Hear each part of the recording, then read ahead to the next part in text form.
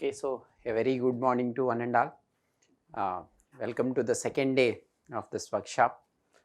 And this we will discuss about supervised classification. So we will go in chalk and talk mode for this session.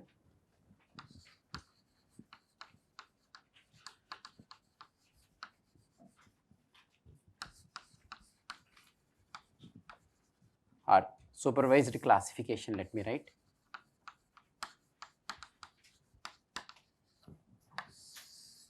I am sure many of you know different types of classification. So when I say supervised, what else is there?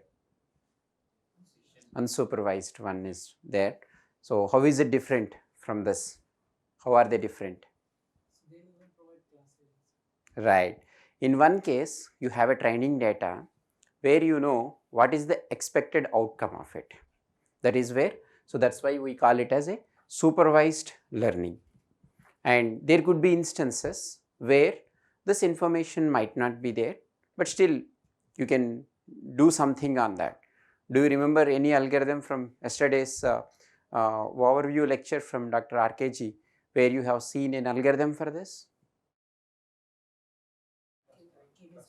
K means clustering, right? So at least if you know that, let's say you are dealing with tumors there, you do not really know the output training data you don't have, but you know for sure there are benign and malignant tumors. There you could perhaps go with applying an unsupervised learning, for example, algorithms like K-means clustering. There are quite a few instances and applications where you could afford the supervised learning, where along with the data, you also have what is the expected outcome of that. That is supervised learning. Okay, and again this learning you could do for different applications. What is other than classification? We discussed something else yesterday. What was that? Yes, regression is another thing. So today we focus on the classification problem. Okay, say let's start with a very simple case. Out of this what I will do now is I will start with linear classification case. What we mean by that is, again for easy of drawing and getting an interpretation here, let's consider your feature vector is two-dimensional. You have two features, okay, and assume then you are drawing the features for each class. So circles are one class and the crosses are another class. Then this is what the training data you have. Now how could we separate one from the other here? A simple line would do that, right? A simple line would separate them. So what is the process that you would do, discussing at a higher level? Given this, you extract the features. You have a training data. From the training data, you extract features for each of those image or sample, whatever you call it. Extract x1 and x2 for that. You draw them here and figure out or find out a line that separates one class from the other. Then comes, this is what you do in the training data. Then what about the testing time now? Where you are just now given, this is what your training phase is done. Now you are given a new image that has to be classified, let's say into class A or class B. So how do you do that then? Based on the training model, we feed the testing. That's what. How do you do that is the question here. We'll find the normal vector and take the dot product between that. If it is positive, it comes to other class. If it is negative, Yeah, that how do you know positive should I assign to this class or negative should I assign to this class? You don't even go to the math level, just tell me intuitively. I got one new sample I have given to you, new image I have given to you. Okay, how do you now classify that? Yes. Yeah, that is one way of classification. From there, now we are coming to this linear class. See, training, what was the outcome of my whole training process? I could get this line that separates from one class to the other. If it is a nearest neighbor, my whole decision is simply based on even a single sample. So that is prone to errors, or at least relatively more errors. So this here the approach is different. I am fine. Assumption here is there exists a linear separation in the space of this feature vector for one class to the other. Okay. So whole training objective is to find this line. What else? How do you do? Now I give you a new image. What will you do then? We'll set this place. Correct. That's all. You have to see which play. If this is this side of this, we will figure out. Means as you said, negative and positive, it will eventually come, but we will arrive there shortly. Okay. So if it is this side, you will say this belongs to this class. Let's say this is class A. This is class. Then if it is on the other side, you do class B. So in summary, linear assumption here we are starting with assumption that these feature vectors are such a way that the features of the two classes can be separated through, well, if it is just 2, you call it as a line. If it is more, it could be a plane. So this in a higher dimensional space, a linear plane in a higher dimensional space is what you have here. Okay. So far clear? Right. I hope you have done some Bayesian classification or Bayesian approaches for classification also you would have studied, and you have seen yesterday's lecture by Dr. Naveen where you will be looking at probabilities. Suppose if let me just start there and again link it with here. When do you go for all this Bayesian classifications and all? What is the what is the prerequisite to go for those things versus this kind of approach? Have you studied some Bayesian approaches for classification? Yeah, at least some of you would have done that. So when do you go there? When you know prior and posterior. Very good. So you should have some understanding about the distributions to be expected. Here, it does not assume anything about the distributions per se. Nevertheless, there is some assumption here that these feature vectors is such that they can be separated. That is there. Okay. Say for example, you know that there are two classes, just there is one feature vector I have drawn here, the PDF of them. There is just x1 is here, this is for class A, this is for class B. Okay. Now a new image has come, I am extracting one feature. How do you decide whether to assign it to class A or class B? This is what I acquired from the training data. So from the training data, I figured out what is the, I know for example, they are, each one of them is Gaussianly distributed. I got these distributions, I parameter estimations I have done, I got these distributions. For time being, let us ignore the posterior probabilities and other prior probabilities also. Let's assume that the prior probabilities are equal and all. Finally, this is what you got. Now, I got a new sample for which I have extracted its x bar. Okay, I got a particular x bar. Based on that, how do you decide, should I assign it to class A or class B?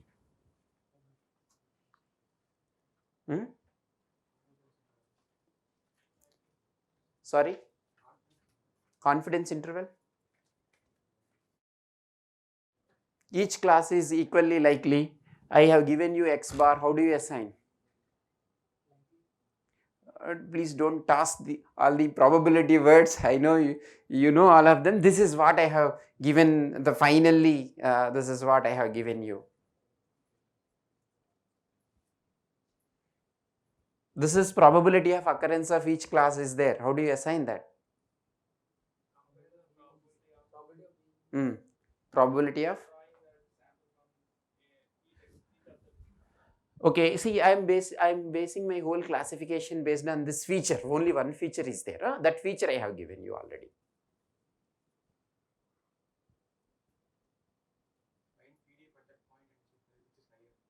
Okay. Yeah. Do I one sample? How should I find PDF from one sample? One feature from one sample. Can I find PDF there? I wish I can. We just look at its magnitude. See, till here, this is called as minimum error based probabilities. That's how you assign it. If your x1 is, let's say, okay, means it is not exactly correct, because if I had taken features I cannot try, but it's okay. But I'm sure you can understand this. If any value of x1 here has these probabilities, okay, so again let us assume also the same variance is there. Let us make some more assumption here. So in that case what would happen, any value if your x1 is here, the probability of error that you are getting if you are assigning it to this class, okay, this is the error that you are making. On the other hand, if you were assigning it to class B, the error was more. So you would assign to class A and assign other to class B. So again, if you want, you can go through my last semester videos also, where there were around 10 lectures on this Bayesian classification. There you would see what would have, there are different things. For example, what would happen if your variances are different but you have Gaussian distribution, what kind of boundaries do you get there? Okay, these are all things are there. So finally all those problems boiled down to finding out a decision hyperplane, because we call it as a decision hyperplane. Here it is a decision point. Had there been two feature vectors, it would have been decision line, decision plane, any number of feature vectors, we call it as decision hyperplane. The whole problem boils down to their finding out a decision hyperplane. You don't have to exactly compute the distributions there, but if you could find out right away the decision hyperplane, that will also serve your purpose. And that is exactly when it comes to this type of linear classification problems that we are going to take a look at today, we will focus on finding out a decision hyperplane. This I could also call it as, of course it's here a line being 2, but imagine you have a number of those things, decision hyperplane. Based on that you will make a call there. Is that point clear? Okay. So now when it comes to the decision plane, typically it is if you had already have seen that, there is something called as a discriminant functions that you apply there. That means this is, after all, you are doing a relative comparison. So instead of dealing with probabilities, on top of it you can apply a function, as long as this function is monotonically increasing. That means the relative magnitudes are maintained. For example, if A is more than B, you apply a function here, log A for example, and here log B. As long as relatively still this is high, you can take a call here. That is all you would require here. Okay. So that's then those kinds of functions, they are referred to as discriminant functions.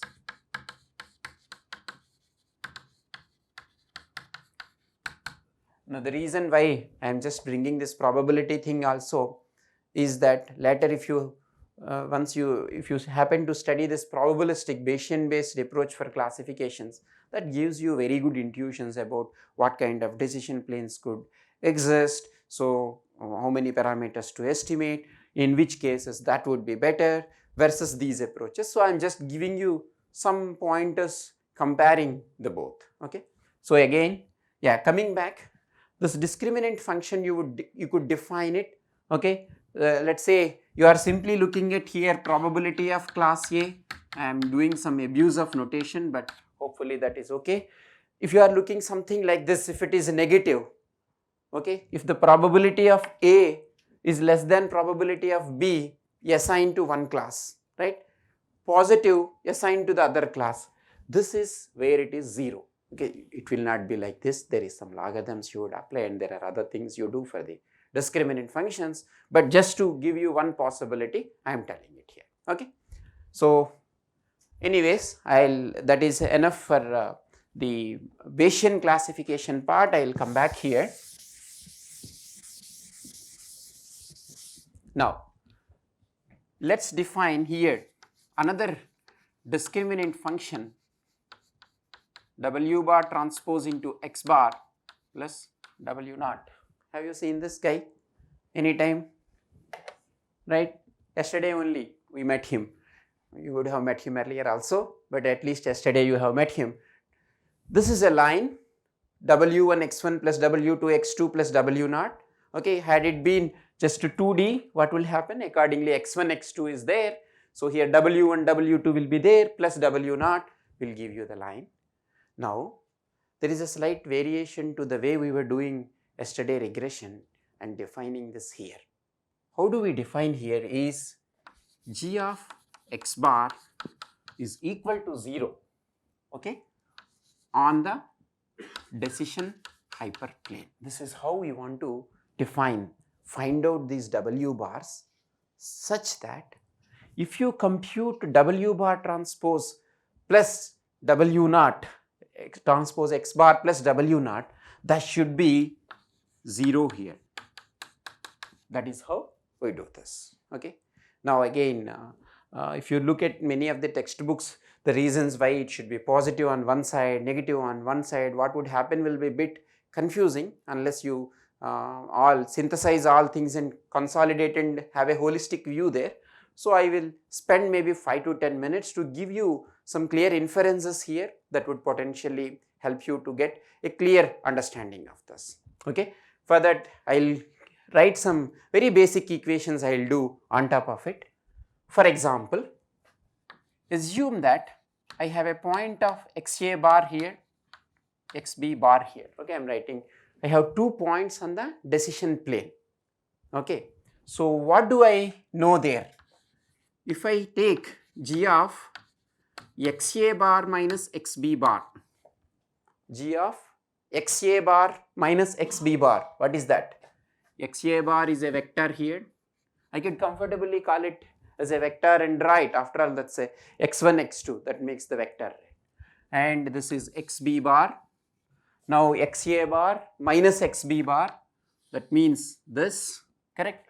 So then any of this, if I change this, that will be essentially the point on the line. Xa bar minus xb bar will be lying here on this line. Hope you all can see that, because this plus this, so somewhere that would value is there. So g of xa bar minus xb bar is equal to w bar transpose into xa bar minus xb bar plus w naught, or no, let me write it slightly differently. I cannot write it this way. For point A, g of xa bar equal to w bar transpose into xa bar, right, plus w naught. This is equal to 0 because it is a point on the hyperplane. Now I will write g of xb bar, w bar transpose into xb bar plus w naught, again a point on the plane.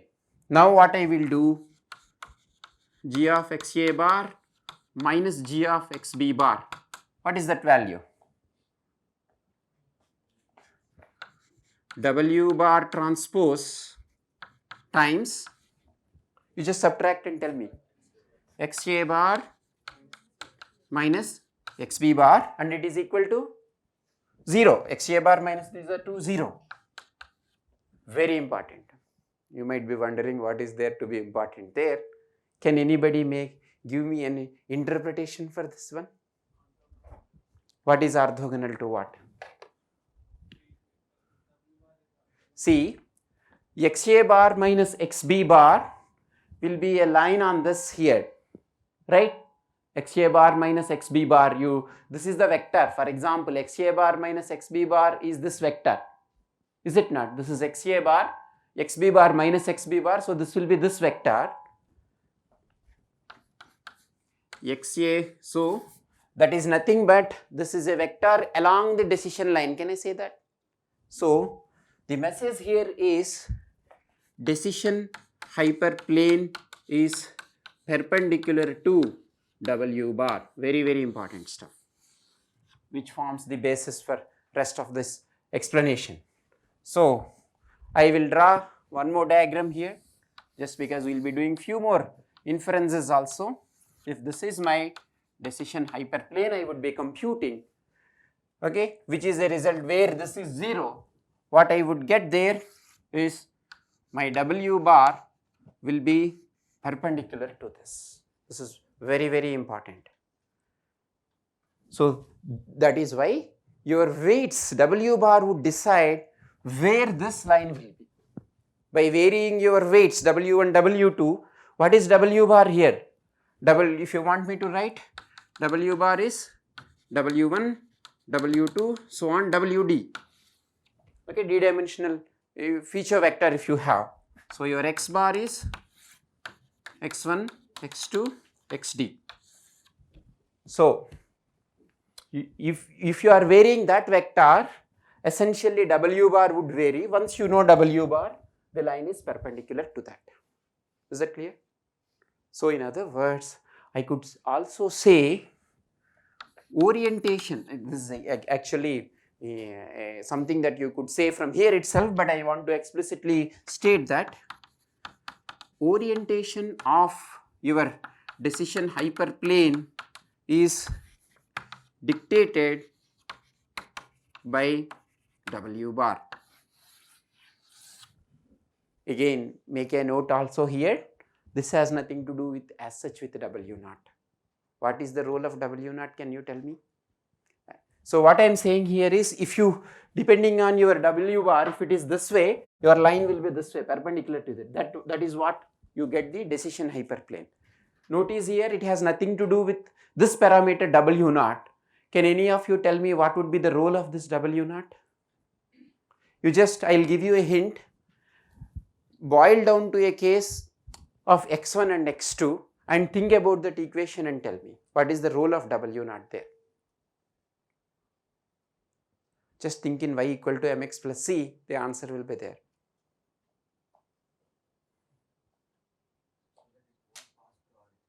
Right, very good. And what else? How, if I change this W naught, what is going to happen? Very good. It just shifts the line. Slope is dictated by W bar and W naught will tell you where to keep this line.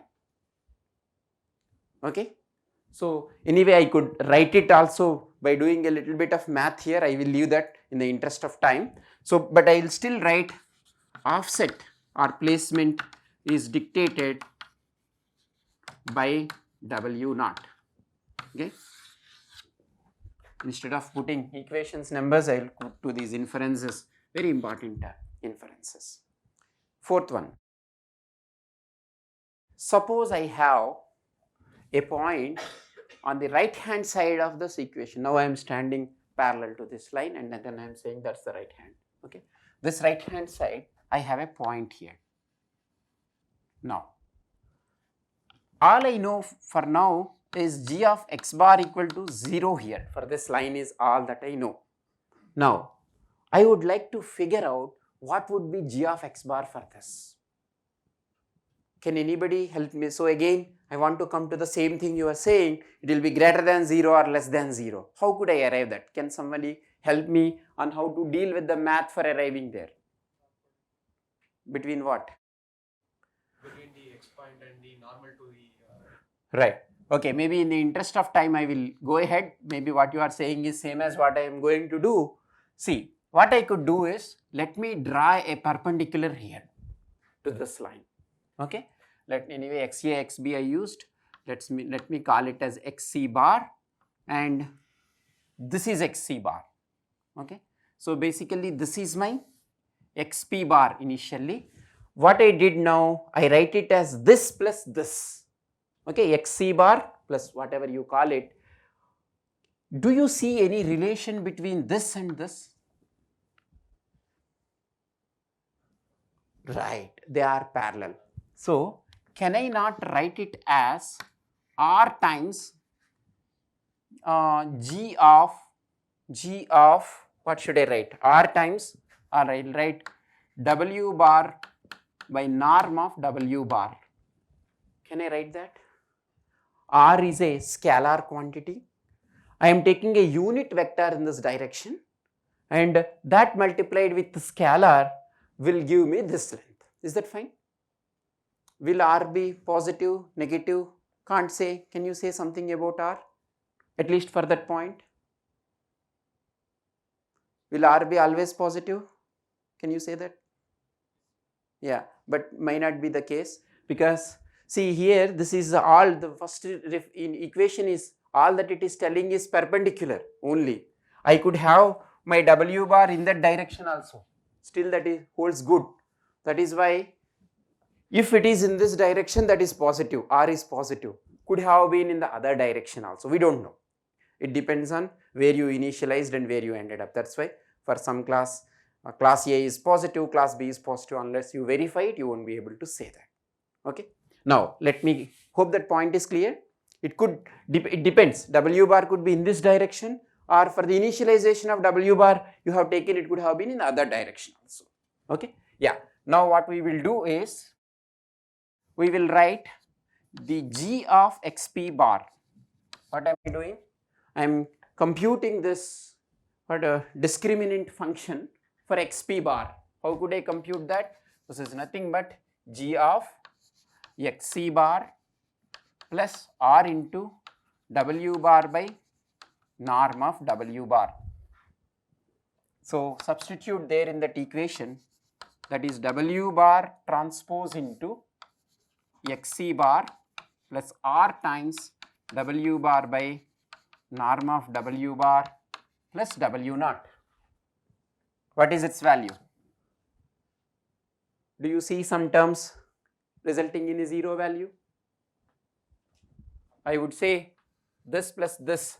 See, for a point here, if you write the discriminant function, that is nothing but you take xc bar here, W bar transpose into xc bar plus W naught is 0. So, all this results in is, this is a scalar, I can move it before, W bar transpose W bar by norm of W bar. What is that value? Anyone have any idea? W bar transpose W bar, what is its value? Mod W square. Very good. It's very easy to see. You just multiply W bar transpose with the other one, W1 square plus W2 square, and all you will be getting. So, norm is square root, so you have square. So, what is the resultant value then?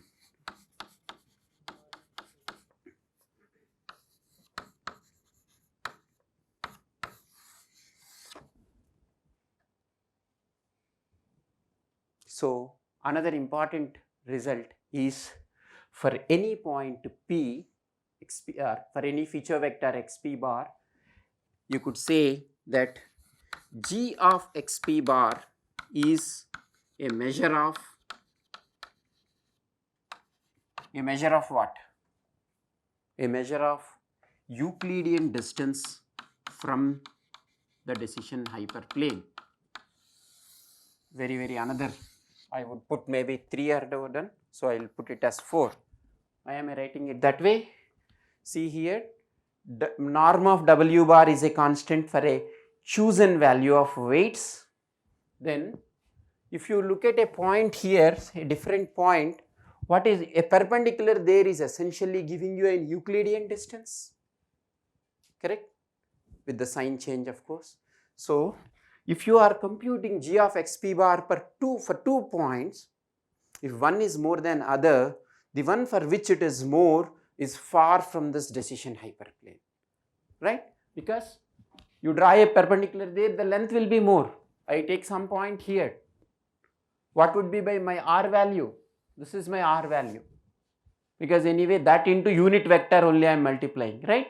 So, it is a measure of Euclidean distance.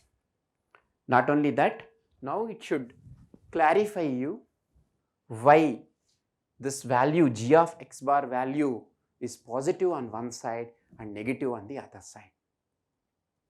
Why? It's because this R, if you want to have exactly a point here, to achieve that, your vector you have to take it in the opposite direction, unlike here. So, that will be minus R there. So, for all the points on this side, the discriminant function will be negative, for the other it is positive. Of course, if I had my W bar in this side, then this would have been negative for this and positive for the other one. Okay. These are typically some missing links where they will write, you know, from your 12 plus math, that's how the equations in some of the textbooks I have written, but this, unless you have the, you will appreciate better if you have this clarity. To just quickly summarize, the decision on the decision hyperplane in your linear classification, the value of your discriminant function is 0. On the other side, one side it will be positive and another side it is negative. Which side it is positive and which side it is negative depends on your W bar you are having at that point of time.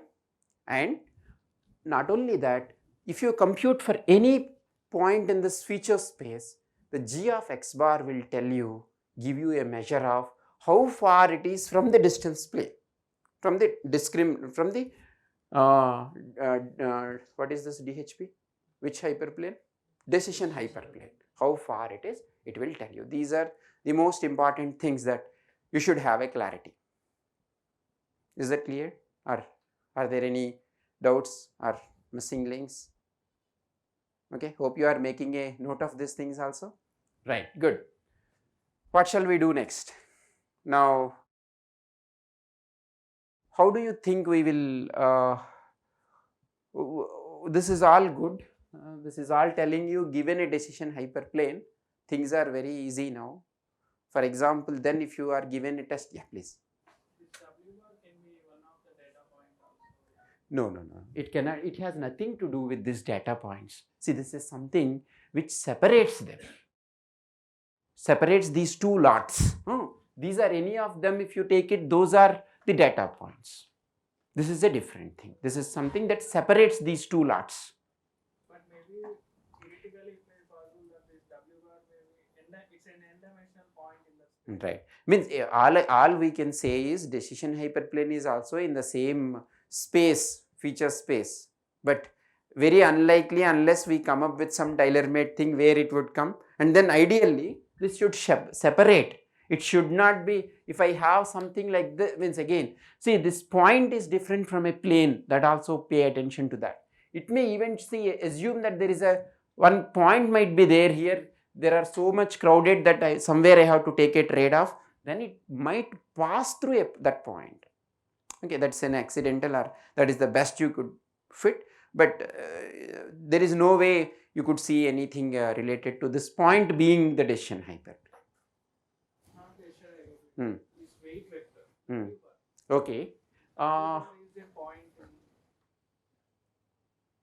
Yeah, might be you might take some average and maybe that way you may initialize. If you want to do some initialization of averaging or something like that, you might do.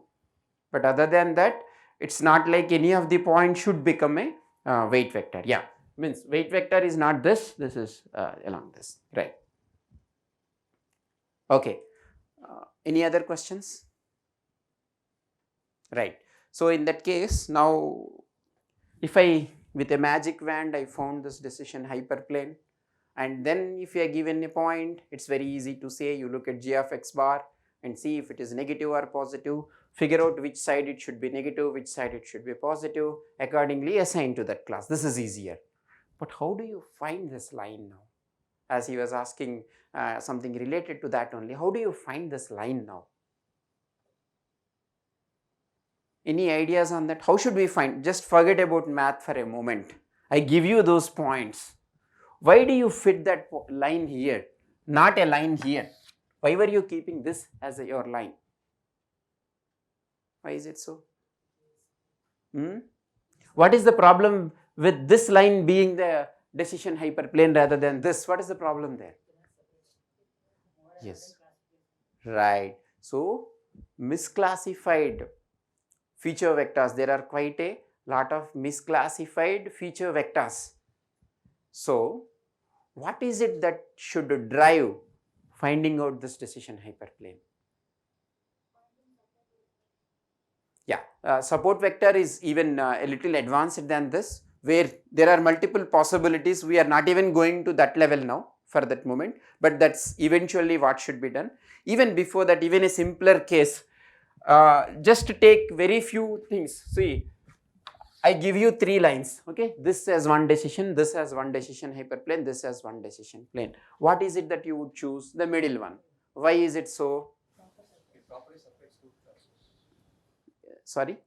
It separates two classes. Right. So, rephrase it slightly, that is indeed true. Rephrase it such that I need to now come to some mathematical terms to solve this. minimizing the number of misclassified. Yeah, that's right. So you need to minimize the misclassified feature vectors here. That is how you are going to now define your penalty function. That is the most important thing now.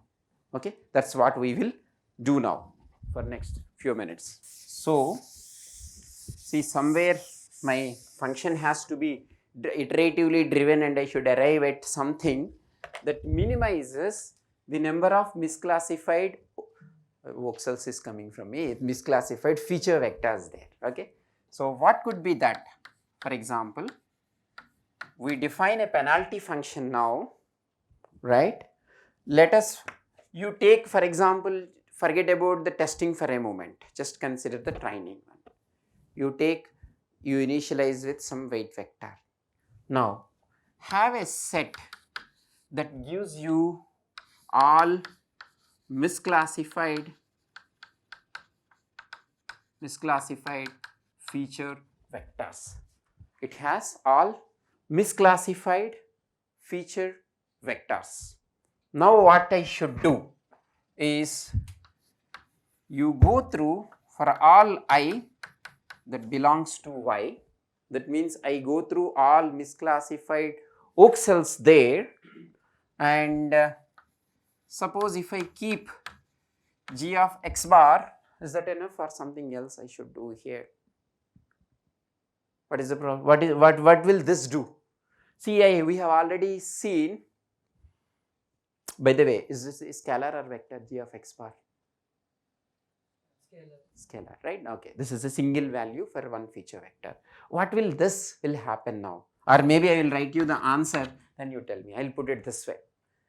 My last function is that for all misclassified voxels, I will compute g of xi bar and take an absolute value. Can you give me an interpretation for what I have written here?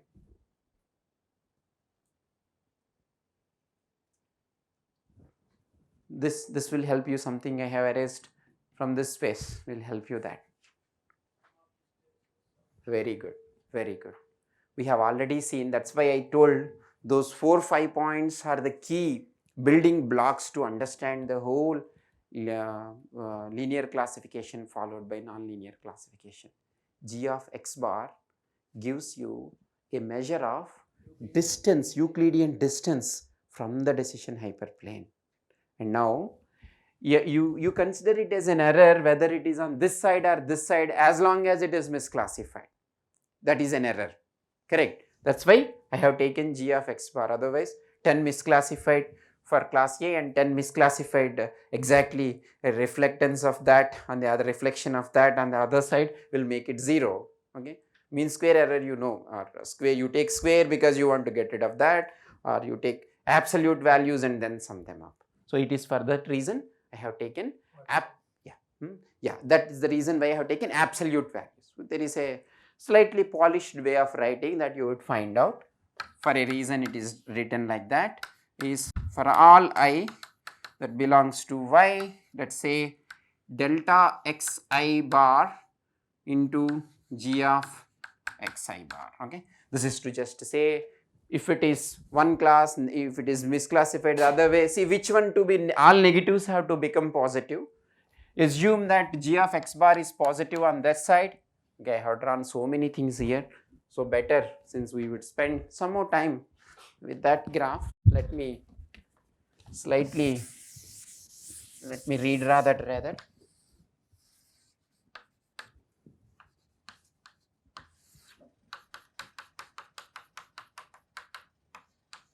Okay, that is one class, this is another class. Here g of x bar, assume that this is positive. It could have been other way around, you have to figure it out based on your w bar. Okay, g of x bar is negative here, this g of x bar is 0. Okay, so now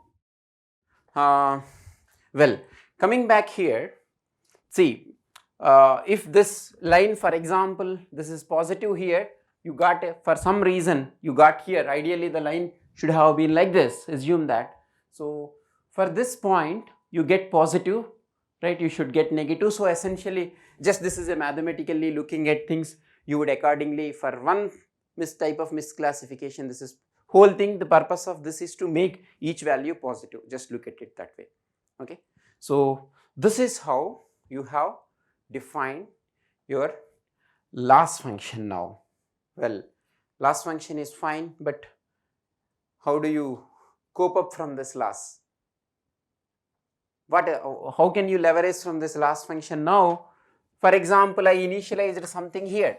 Okay, this was my initialization. Okay, don't ask me why I could manage with my initialization parallel to it and just move there, or maybe that will only change W naught. It's okay, but assume there is some line there. Now, how do you leverage from this loss function to improvise your thing there? What you do there is, for example, your new value of W bar that you are going to make out are your old values minus some alpha times dou J of W bar by dou W bar. What is this? Gradient descent. So, if look at here, maybe to give you some intuition,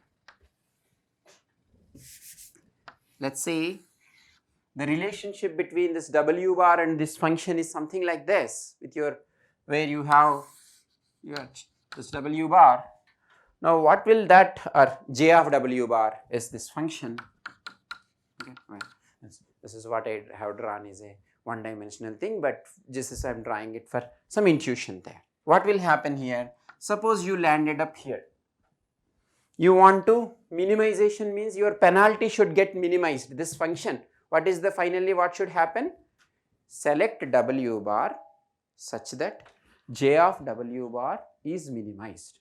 That is the whole objective here, is it not? So how would I do that? Now W bar new will be W bar old. You do a gradient descent here. That means you find out the slope of it, multiply it with a scalar, because that is the proportion of weight that you want to do for each step. And what will happen, for example, here? This will, slope will be in this direction, let's say here. That's, if you look at it, it's a negative slope. I take a negative value here, that will make a positive thing. I take, depending on its magnitude, initially I was here. Now what I will do, this will make me to move in this direction, and I would reach in the next iteration here. If my alpha is more, I may make a bigger jump there. It could be even I might go here, then I have a positive slope. Minus is there, that will pull me here, and finally I could end up here during my iterations. I repeat here, you have defined a loss function here for which the parameter is W bar. Now find out how is this loss function is defined is, for all misclassified voxels, you are taking absolute sum of absolute Euclidean distances, or a measure of that, because there is W bar also there, not worry about that, but it would give you, G of X bar would give you the measure of that, right? So that you are computing and summing them all, and that's how, when will this be 0? When you got the right W bar, that will be 0. That's the whole idea there, right? Now this function, assume it has some shape there. Now what will do? It will do, now you use the gradient descent to arrive at the minimum here, right? And you repeat this whole process until you arrive here. What will happen if I take gradient ascent? Maximum. What will then, how is it different? The equation is different. There is just a plus. What will it do? If it is this way, it will pull me this side, and slowly it will land me on the peak there. What is peak here is very bad there. Okay, that's a trough in fact there. We don't decide that. You do the gradient descent there.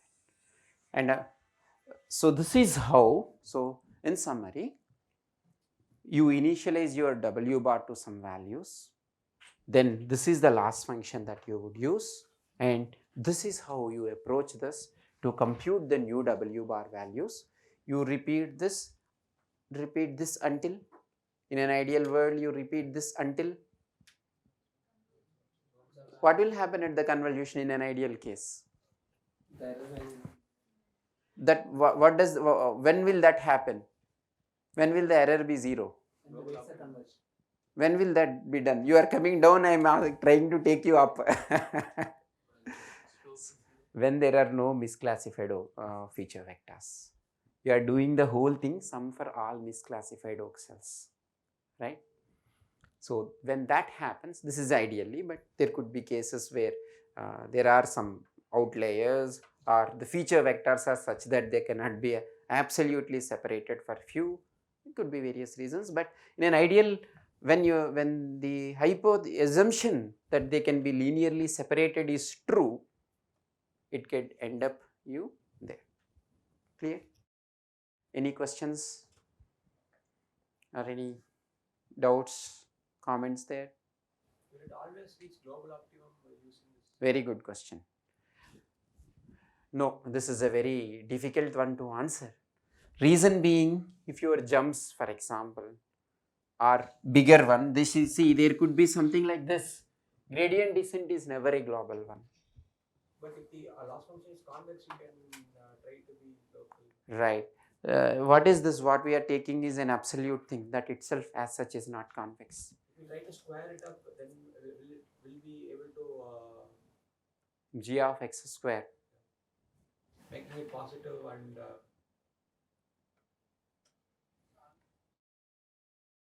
Not sure, because the gradient descent itself is an incremental approach. It is dependent on the initialization. See, whatever you make there, look at it here on which you are doing the gradient descent. What would happen there? The gradient descent, you are from the initialized step you are going, yeah, if the function whole thing can be made convex, that's a different thing, but I don't think this can be converted that way. I don't think so. And again, it is also important to have a look at how much jump you allow here, because that may either slip, or the one which is there optimal, or will make you struck also somewhere. You will probably, there could be something here much down than this, but you are making small moves, you will end up at this solution only. So to deal it, the more efficient way people do is, you take multiple initializations to your W bar, okay, and you repeat the whole process, and finally you take that solution for which your J of W bar is minimum among all of those things. And of course, there is not only that, this step also is very important there. So that is something one has to pay attention to, how much should I go. And there are even other things also possible. Your function could become kind of plateaued somewhere, and the slope is almost 0 here, and you will struck there, right? So there will be, if you look at this one, they have approaches where they add a momentum term to it, which gives you, momentum is nothing but if there is nothing coming from dou j by dou W bar, you still have one more term that will simply push you from there. You still have a minimum step that you would take there, okay, and that will be based on what was the previous W bar. Based on that, this momentum will be given, thus that term will be also there. Not only that, do you remember from the last lecture yesterday, he was talking about online learning. You have each sample is coming one after the other. This might happen in some training also. You might be getting training samples, it's not that you have in one lot, okay. So if one after the other samples are coming, the summation won't be there as such, or there could be instances where you calculate this value for just sample wise and you keep updating W bar for each sample. There is a batch thing where you put whole thing there, and then based on that you do this, okay. This J bar calculation could be sample wise also. So that means instead of this summation, I take only one misclassified oxel, compute this, update my weights, and then again go here. I could do that. Or if your training set is too high, you take somewhere the path in between where you have 10,000 samples, you just take 100 samples at a time and do the updation of these weights. That is also done. Okay. There are still other approaches. Anyway, I think that's good enough. Okay. One more, just I'll leave you with one more point here, which is important, is these feature vectors could be having different scalings. So when you compute this here, what could happen is, one that is there in a higher scale, assume that there is something in the range of 0 to 1, another is in 0 to 100. So you will be biased or dragged by that alone, such that this happens, the whole convergence happens based on that. So in order to avoid that, you will typically normalize these feature vectors also before coming here and doing it. And there are some ways to initialize these weights also. What could be the range of weights that you could initialize, so that there are more chances that you could converge is also there. In the interest of time, we won't be able to discuss that. So that is another thing that's there. Okay, are those points fine? And maybe you are thinking we would discuss about neural networks and neuron. Where is the neuron here and where is the neural network here? Isn't that any of you are wondering about that? So those who have already studied, can you tell me how is this related to neural networks and all? Where is the neuron model and everything?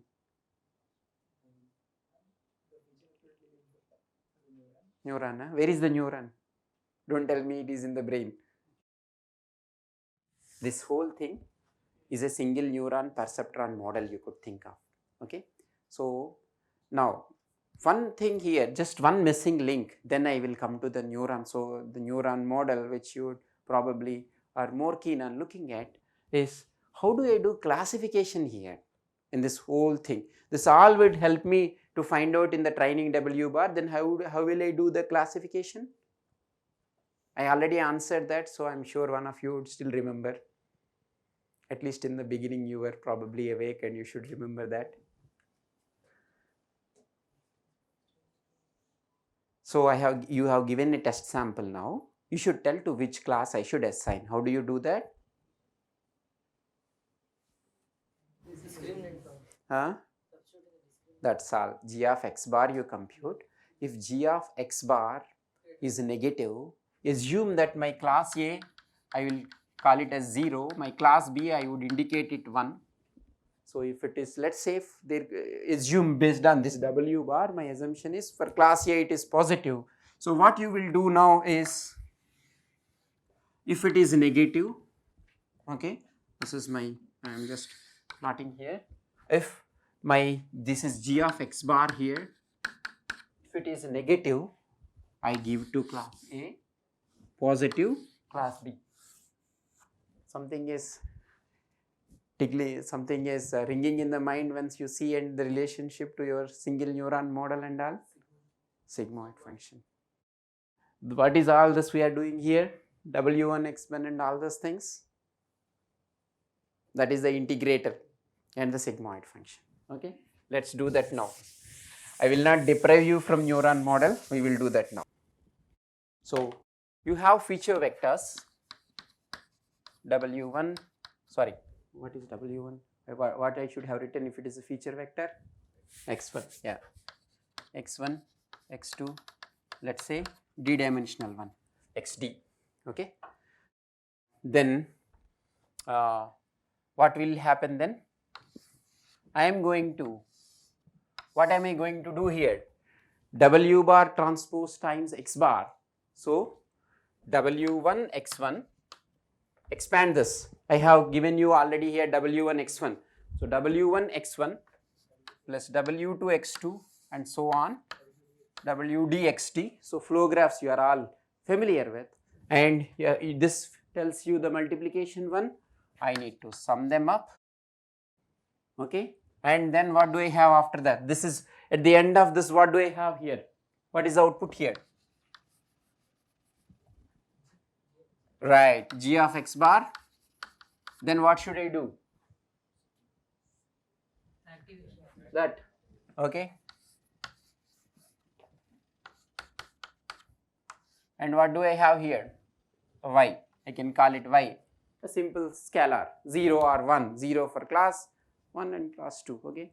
This, if you look at in not so well written textbooks, the explanation right away starts from here, where they say that this is inspired from the neuron model, dendroids are there, means that probably is how it has been started, but this mathematical framework will nicely put you that, and this is a very convenient representation, and of course it helps you a lot later when you come to multi-neuron model. This helps you a lot.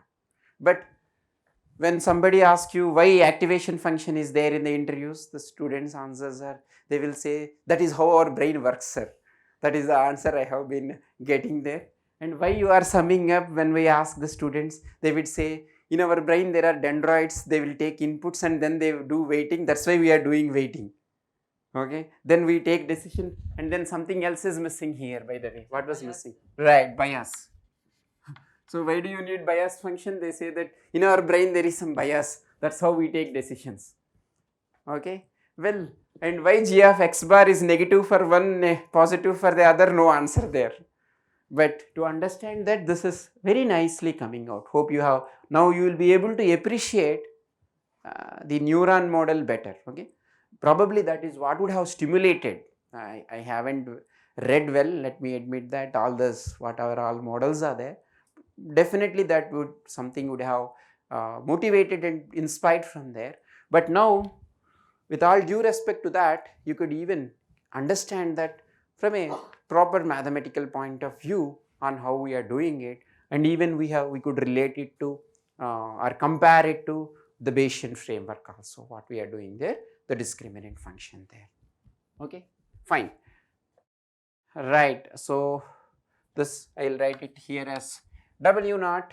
Okay, this is, you call it as the activation function, right? This you call it as integrator. Then again, make a note here. My assumption here was there is a line here or a hyperplane here. W1 x1 was good, but I could have even have a polynomial there. Nothing stops me from doing that. So that's where you could have different. This integrator function need not be this way. You could come up with different integrator functions also there. Okay. So before I go to the nonlinear one, just let me draw your attention to here, because this is something again in the math yesterday it was not discussed. What is the dimensionality of this one? Dou j of w bar by dou w bar. What is the dimensionality of that? Huh? What is the dimensionality of that? D by 1. Okay, don't think that this is one value. So how do you compute that? That is nothing but saying dou j of w bar by dou w1, dou j of w bar by dou w2, and so on. So taking partial derivatives with respect to each, this j of w bar, if you notice, have w1, w2, w3, everything. So you are taking partial derivatives of that here. Okay, keep that in mind. Okay, so anyway, since just to make sure you understood this, let's say I have w bar transpose w, for example. Okay, this is my j of w bar. Okay, now what would be the dou j of w bar by dou w bar for this?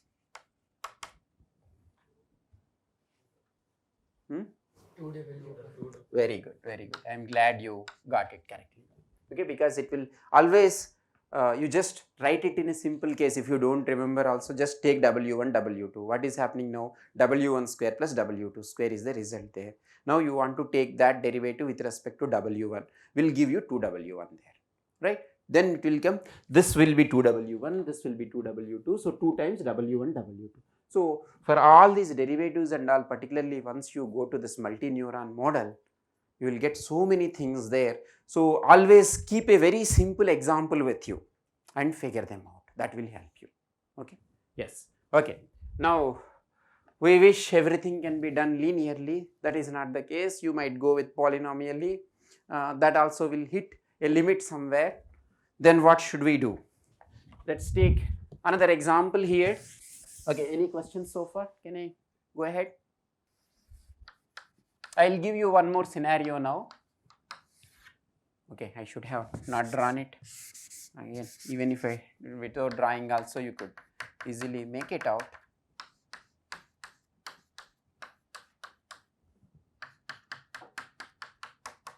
Now, from the training data, my x1, x2 samples have come like this. Okay, there is not always guarantee that it will be linear. Then, can you find out a linear line that separates them?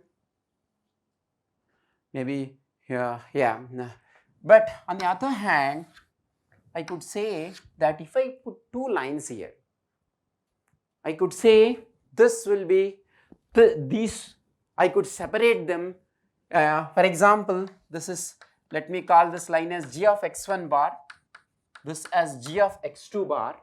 Okay, assume that I draw two lines here instead of one line. Then if I process the result of this, will I be able to separate? That is the question here.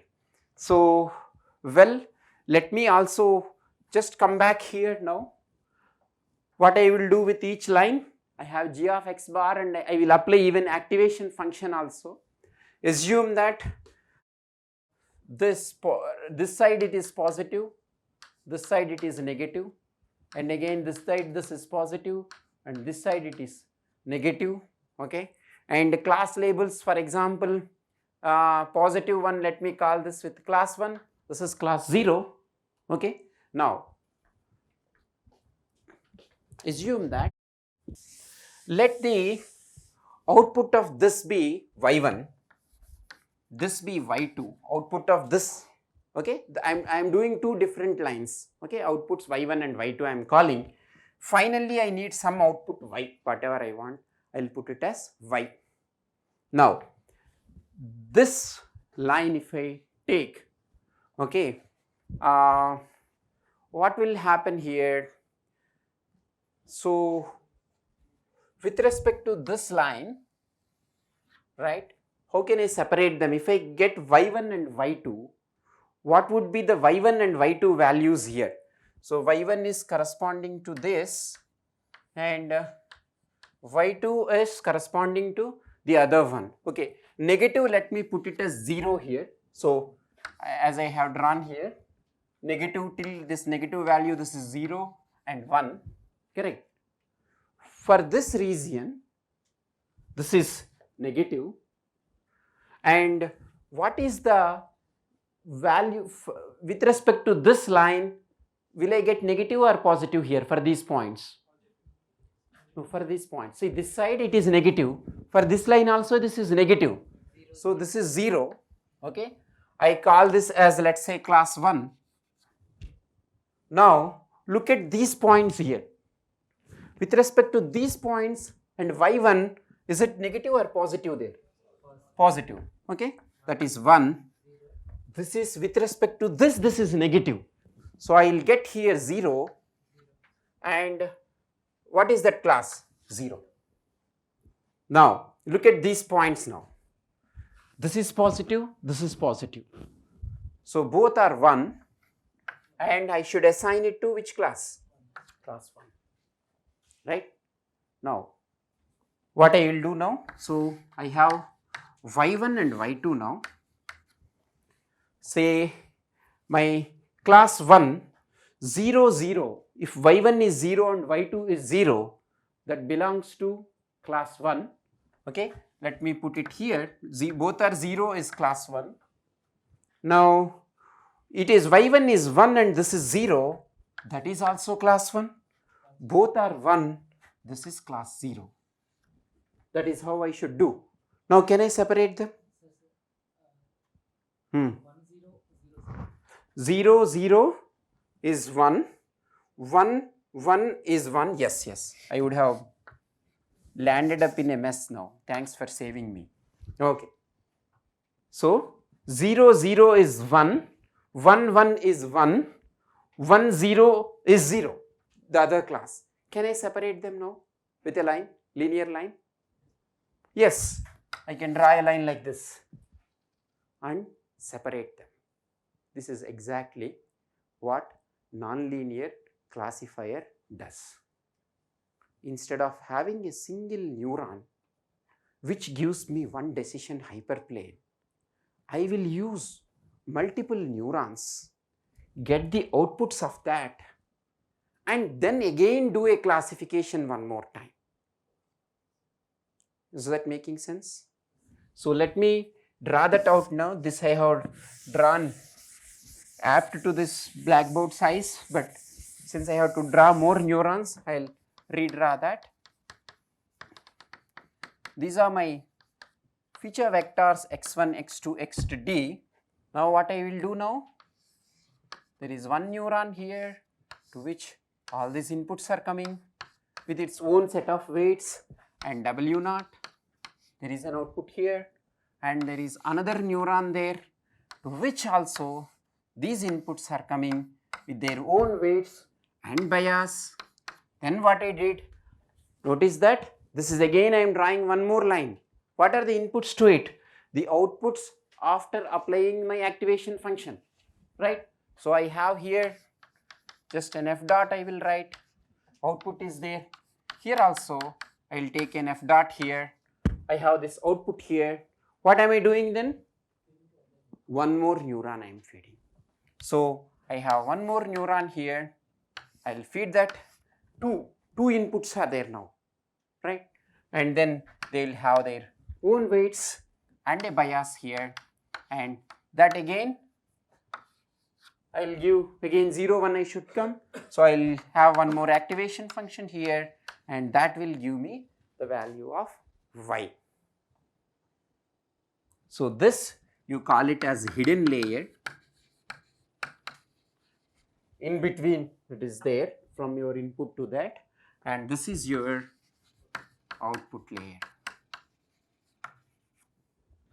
And of course, just for this example, you are able to see the very objective here. If you look at it, how many neurons should we take essentially depends on, if you look at the segments that it is getting, essentially finally a linear that should essentially segregate into different groups. They might be there, one here, one there, one another place. Assume that there is one more class here. There should be, okay, that's 0 is not a problem. So it could be something like that. So how many neurons do I need depends on the complexity of the distribution of your data. In other words, because that is what is segmenting it into different, partitioning it into different regions, that would dictate this. And this just need not stop at one level. You could have multiple hidden layers also. Sometimes depending on the complexity of the data, that is also you would require. And for certain instances, you might prefer to have to keep it general also. You can have multiple neurons in the output layer also. Okay, so there could be this goes on and on here in this direction here, and number of hidden layers also could go there, and finally your output layer can have multiple things. That is what your multi-neuron model is. Any questions? Any doubts so far? Okay. Yeah. 0 1 is also checked, but somehow it will the line there in y1 y2 like it will be divided. No, if it is negative, you just assign it to 0 and 1. You can take whatever you want. 1, 2 also it can take. It's just some illustration. That is not the fixed numbers we need to consider. Very good, very good. Anyone has any answer for that? What he is asking is, what happened to 0, 1? Missing. Okay, he has put a missing poster there. Missing 0, 1. Can you give me an interpretation for 0, 1? What is this case here? So y1 is 0, that means what? See, that means this side or that side? It is this side, and on the other side this line is, the other one is this, so there is no overlap here. So there will be, it only helped you to get a linear classification, otherwise this could not have happened. For a different way of drawing that could be possible also, having lines in different orientations. So if you consider the width, this also, this happened to be a square like here, just because I consider 2. 3 neurons will be cube, 4 you will have hypercube, and there will be always some missing vertices of the hypercube which are not feasible because the way the lines are there. Is that answering the question? Very good. That's a very important point. It's not like you get all combinations here and this will never be solved then. Okay, is that clear? Good. Of course, it could be also solved for some configurations, but there are some hypothetical nodes which doesn't exist for those lines or hyperplanes. In that case, maybe increasing the number of layers. Correct, correct. Increasing the number of layers as well as increasing the number of nodes in each layer also, right? And then then you will study a lot of material where theoretically telling you what should be the limit of number of nodes in each one, number of layers, so on and so forth, but could not really, yeah, you may go through that. I will leave you there at the point. Okay, coming back here, what is the problem here that we have not yet addressed here? Right, finding weights, you will not directly get those lines looking the data, you are using some 1000 features, you can't even get a visualization there. Earlier things were nice, your calculation is, you have an error, just there is one thing here, you have an error, you are manipulating or modifying or updating the weights. Now, where do you know error in this whole stuff? So, to know the error, there should, at that point, you should know also what is the expected outcome. Where do you know in the whole thing? Only at the output you know this, nowhere else. So, this information now, from here, you need to back propagate, okay, till the first hidden layer you have to do. That is where the back propagation comes into picture. Suppose if you have, you can, as I said, even in the output layer you could have multiple things, y1, y2 might be there for some reason, or for now just consider 1, that's also is good enough. So here you define some j of w bar. Again, earlier there is only w bar, there were around, I think we took around 7 lectures. If you just go through my thing, we were talking about 2 classes on this. Whatever covered so far is in first 4 classes, and then we, of course, we skipped now few things, and then this has a couple of classes, and the other one where some guidelines about the practical algorithms, choosing the weights and other things, you may go through that. But here I will still tell you few things here, how you do that. You look at the misclassified oxels there and you compute the derivatives from here. Again, earlier this step also we didn't bother much about. You look at this whole thing here. While you propagate weights, you want to update weights. Output is not exactly, there is one more step here for which also you need to find out the derivative there to back propagate that stuff there. So that's why you can't consider that del x into your g of x bar also will not be done, because you need to find out derivatives there. That's why you take a smoothed versions of your activation function. So which would be like, for example, if you call it as f of x bar if you don't want me use f of g of x bar or whatever is f of, let me write f of x bar only for right now. It will be like 1 by 1 plus exponent. What is the input to it? Is it a scalar or vector to this function? Activation function input is a scalar or vector? for the activation function. It's a scalar. See, output here at the end of your summation itself is a scalar. Okay. So this was a mistake from my end. So this should be, let me write simply f of x 1 by 1 plus exponential of minus ax if you take it, so that you can later take derivatives and propagate that error, distribute that error to every other node there based on this error. For example, this f dash x will be a into f of x into 1 minus f of x. You can work it out. So that also you will use. Now, so you have to take it in 2 levels here. So I will not go, in the interest of time, will not go into the details of back propagation, but please do go through it, since you have been already listening now for 1 hour 15 minutes almost. So I will not, don't want to put that, but that's how you do the back propagation, and you will keep updating the weights there. That is the multi-layer neuron model. Or yeah, any questions and comments here? Is that fine? Hope you got some intuition.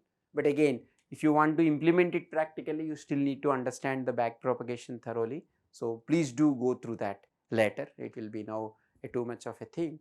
I will just maybe add a slightly different point, and then I will conclude. As one of you were mentioning, suppose when I have data like this, let's say I have some data here. I mean, same thing will be applicable to multi-neuron case also. I have data here. The way we have defined our loss function will converge for any of these lines.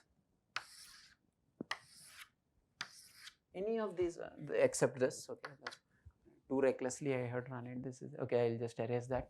Okay, it will converge to any of these things. Will make your loss function 0 during your training.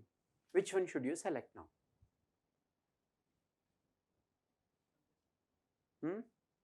What should be the criteria for that now? Like, see, do you still remember how we have defined our loss function? How did we define? When will the loss function become 0? Right. The moment the misclassified voxels are 0 here, you will stop there. It will not converge. But practically, if I ask you, okay, I will draw one more one so that you all will tell the same thing. Okay, if I draw you this, out of this, which one do you select? Obviously, the last one would you select. Why don't you select this one? So what? Right. From the training, you are right. From the training, this might be the case, but later when the real samples would come, it is better you keep equal distance from both. Okay. It is like you are sitting in a bus, so you better sit it if the all seats are vacant, you better sit there, so that you may have free seats next to you. You don't sit assuming that the only where one seat next to you is vacant. In similar lines, because of the training data that you have, or bias in that, or the completeness of your training data, you would figure out something, okay, which you take the Euclidean distance from each of those points, for example, and do it such a way that the maximum of these Euclidean or minimum of these Euclidean distances is maximum. Okay, it looks like a twisting word, minimum and maximum, but you pay attention, you think about that. The minimum of Euclidean distances, if you can, you take this case, this line. Okay, what is the minimum of Euclidean distance? Maybe this. I have taken this line. This is the minimum Euclidean distance. You take a line which is middle. Why I am saying minimum of Euclidean distance? Because minimum, when I say it, you take all samples into account and compute the Euclidean distances, and you take what is minimum there. Now, for a line which is at the center, if you take minimum of Euclidean distances among all these lines, that will have the maximum of that. That's why you go for it. And what does the method that does this for you? Which is the class of methods that does it for you? Right, SVM does that. Support vector machines will help you in doing that. So that also you may, again in lectures also support vector machines are there. You can go through that. Okay. So just to summarize what we have discussed for roughly last 1.5 hours is we have looked at the problem of supervised learning, that is where we restricted ourselves to, and then we tried to get some intuition. Suppose there is a linear plane separating it, how different things are related. If the condition that we are keeping is the discriminant function g of x bar you are computing for this will be 0, then we have seen that this on one side if it will be negative for samples, on another side it will be positive. The measure of this g of x bar for any sample, if you give, it will give you a measure of Euclidean distance to that decision plane. The weights will be perpendicular to that. These are all the insights that we have got in the beginning. We have got its relation, we compared to an extent with Bayesian classification also. Then we figured out how to solve this problem itself. So we have come up with the loss function to do that. We have done this W bar transpose X bar W naught, and then we have seen how to use that to update the weights, right? And then we have seen the diagram for it, the linear classifier, a single neuron model that represents that.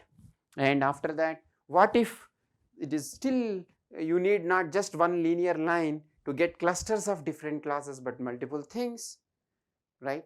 And then how this is, by the way, the first one, this problem in computer science is, what is this problem that I have drawn there? XR problem. Okay, so I just gave some better shape, I hope, to the XR problem 0 0 instead of keeping that. So this is exactly XR problem that textbooks will be talking about. Okay, so that's what we have done, and then we have drawn the equivalent multi-neuron model there, and we have seen, at least although we haven't gone through it, how should we find out the weights. Now you need to find out weights for all the neurons here, where you know only the output, you know the expected output only at the output neuron. You need to back propagate things.